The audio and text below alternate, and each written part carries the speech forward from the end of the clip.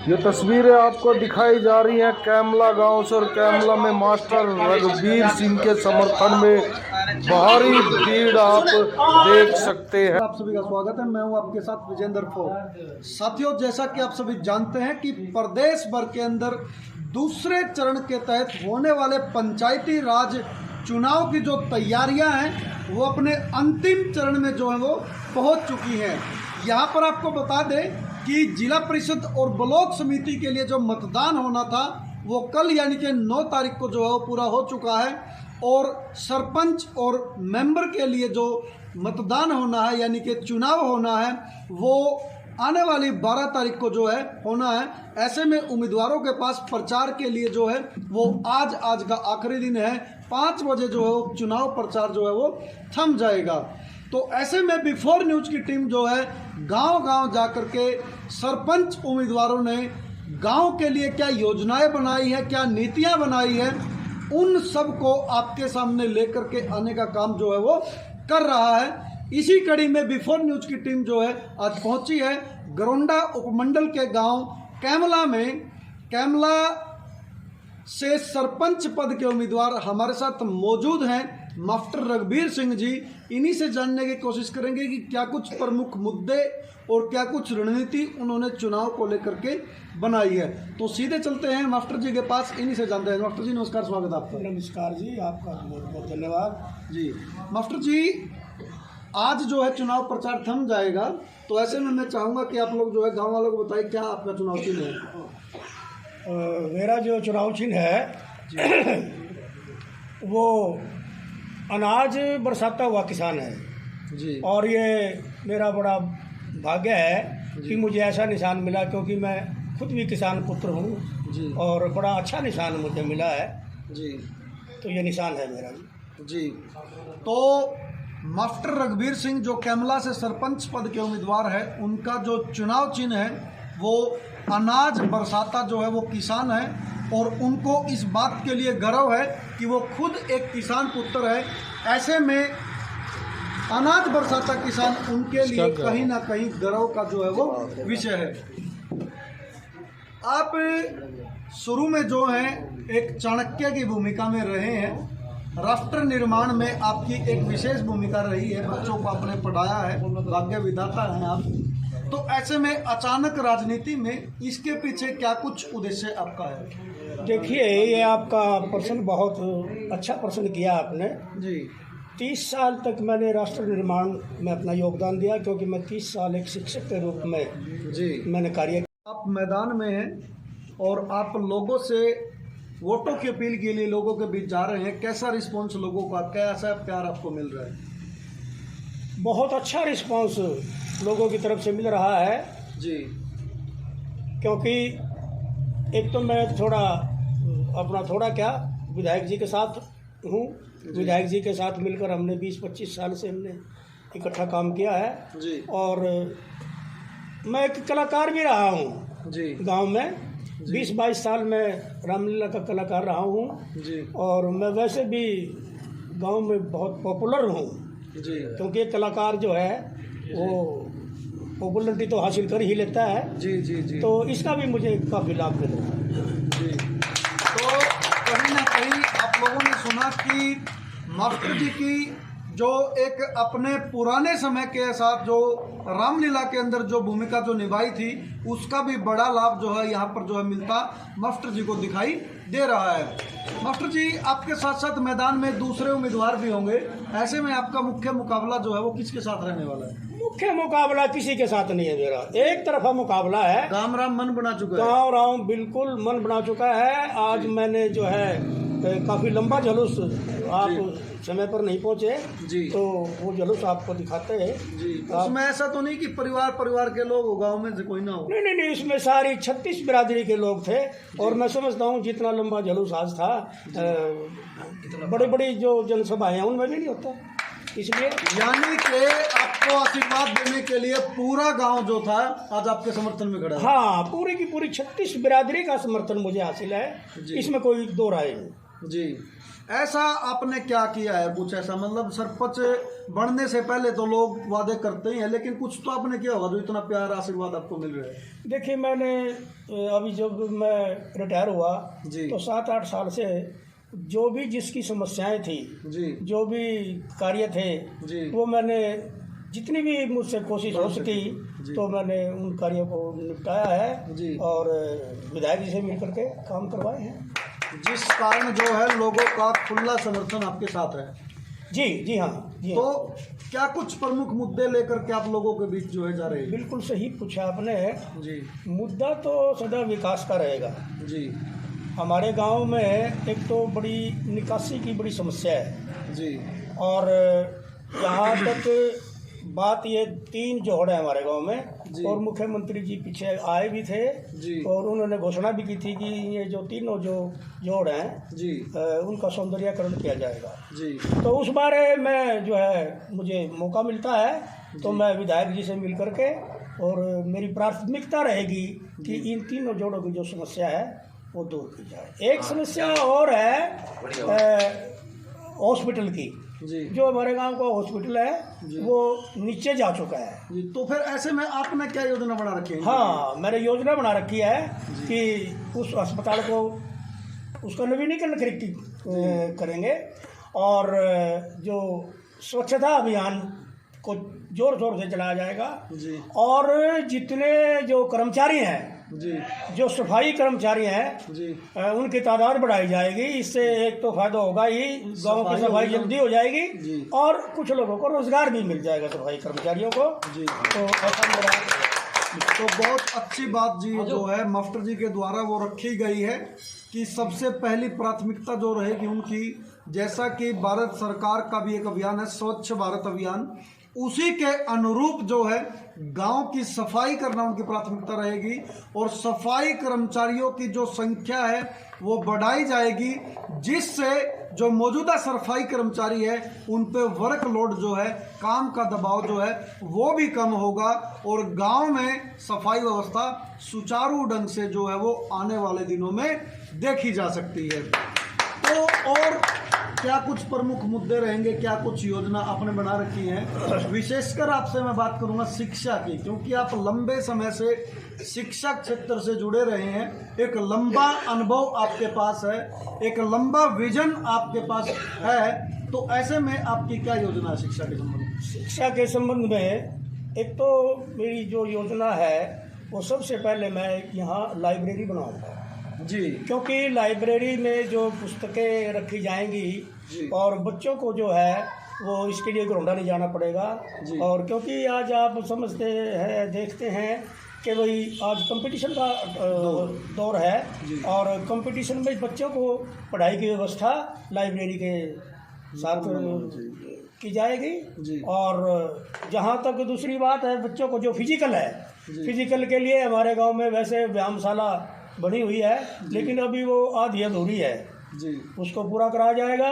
Stadium की देखेंगे कि जगह मिली तो स्टेडियम भी जगह का प्रयास किया जाएगा। फिलहाल जगह की थोड़ी समस्या थी इसलिए स्टेडियम नहीं बन सका, तो मेरा प्रयास रहेगा कि यदि जगह उपलब्ध होगी जी। तो स्टेडियम का निर्माण भी कराया जाएगा। और जहाँ तक लड़कियों का है, जी। अब लड़कियों के लिए मेरी योजना है कि लड़कियों का अलग से कोई ऐसा सेंटर जो है वो कोचिंग सेंटर जी, गांव की तरफ से, या देखिए सरकार के पास कोई धन की कमी नहीं होती, तो सरकार से मेरी इच्छा रहेगी, मेरी जो है वो प्रयास रहेगा जी। कि भाई लड़कियों के लिए एक अलग से जो है वो कोचिंग सेंटर गांव में ही होना चाहिए। बनवाया जाए। जी। तो बहुत अच्छी जो है वो बात मास्टर जी के द्वारा रखी गई है कि प्रतियोगिता के इस दौर में लाइब्रेरी की जो आवश्यकता है वो महसूस की जाती है। ऐसे में एक लाइब्रेरी का निर्माण करवाया जाएगा और खासकर गांव की बेटियों के लिए, लड़कियों के लिए एक कोचिंग सेंटर का प्रावधान भी गांव के अंदर ही सरकार के सहयोग से जो है वो करवाया जाएगा।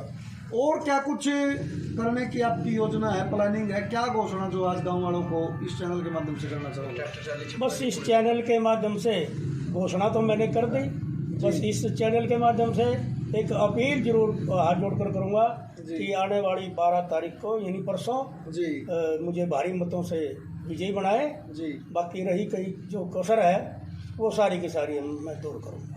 ये करोगे भी या सिर्फ वायदे कर दिए बड़े नेताओं की तरह? बिल्कुल ठीक प्रतिबद्ध रहोगे? है, बिल्कुल ठीक है आपने। जी। मैं ज़्यादा वादे इसलिए नहीं कर रहा कि कहीं ये वादे जो है वो पूरे ना कर सकूं, लेकिन जितने वादे मैं अब कर रहा हूँ मेरी कोशिश नहीं होगी, बल्कि मैं इनको अपने पूरे कार्यकाल में, मैं ये नहीं कहता कि 1 महीने में कर दूंगा, मैं अपने पूरे कार्यकाल में 100% इनको पूरे करूँ। जी।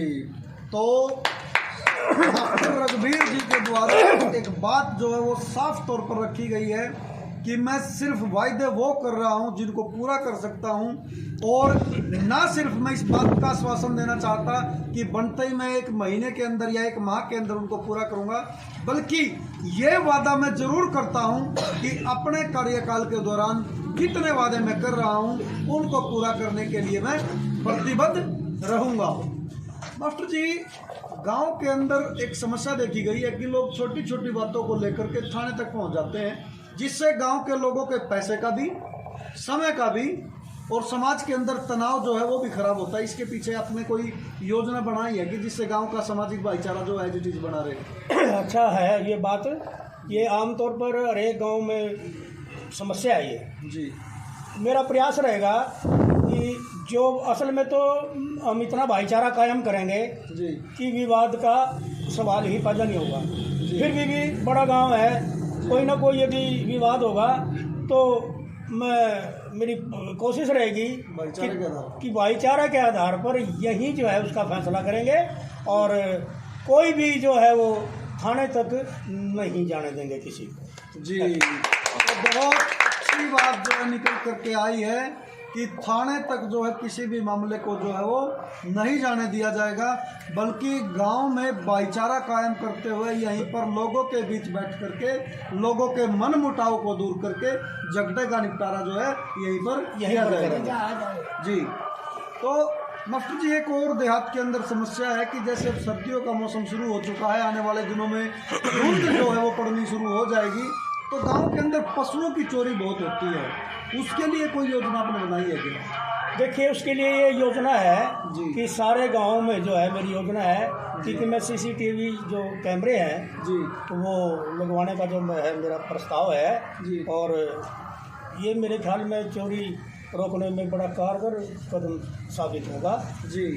बाकी प्रकृति है, धुंध भी आएगी, सर्दी भी होगी, ये तो एक प्रोसीडिंग है।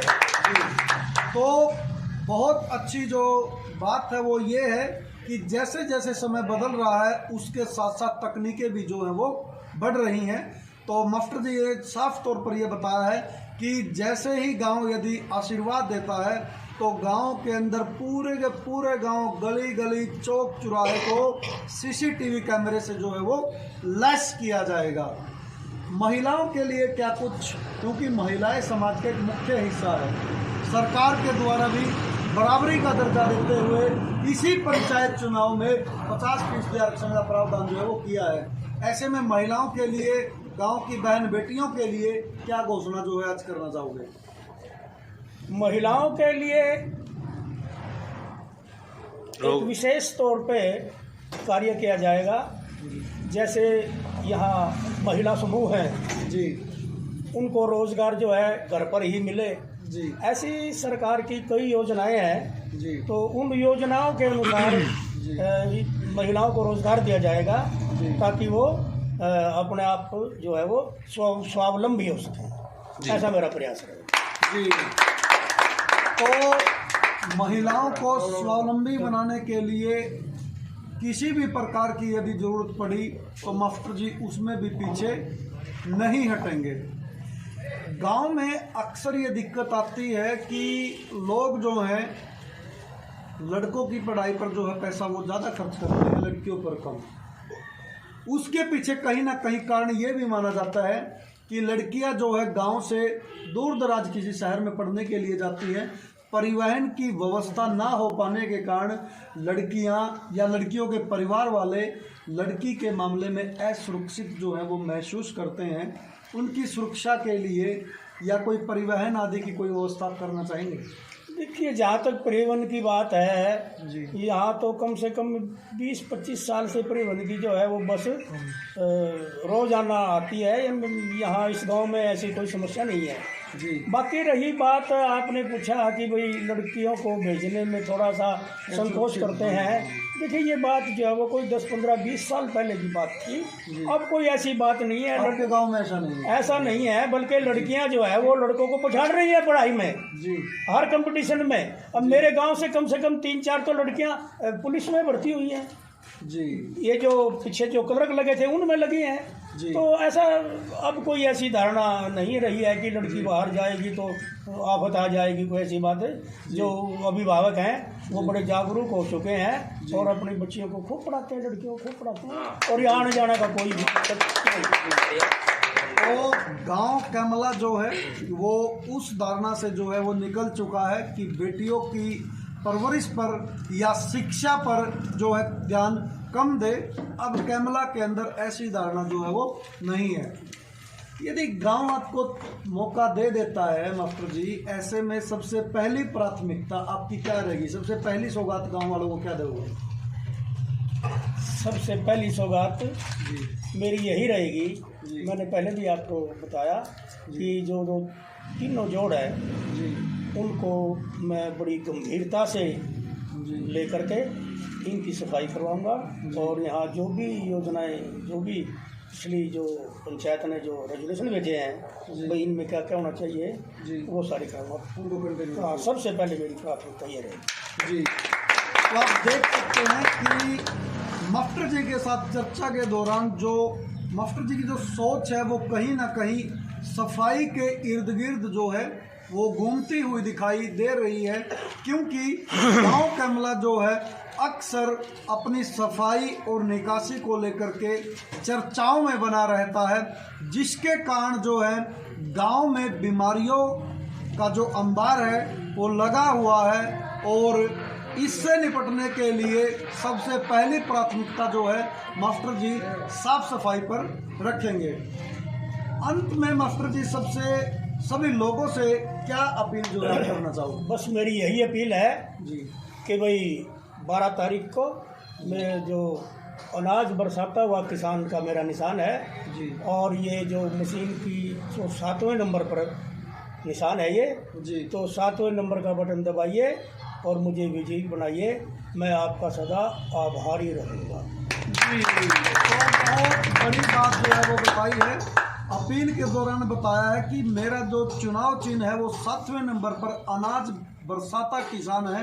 आने वाली 12 तारीख को उसके सामने का बटन दबाकर भारी मतों से मुझे विजयी बनाए, और इसके लिए एक बड़ा अच्छा जो है वो मेरे को लगा कि इसके लिए मैं सदा गाँव वासियों का आभारी रहूँगा, ऋणी रहूँगा।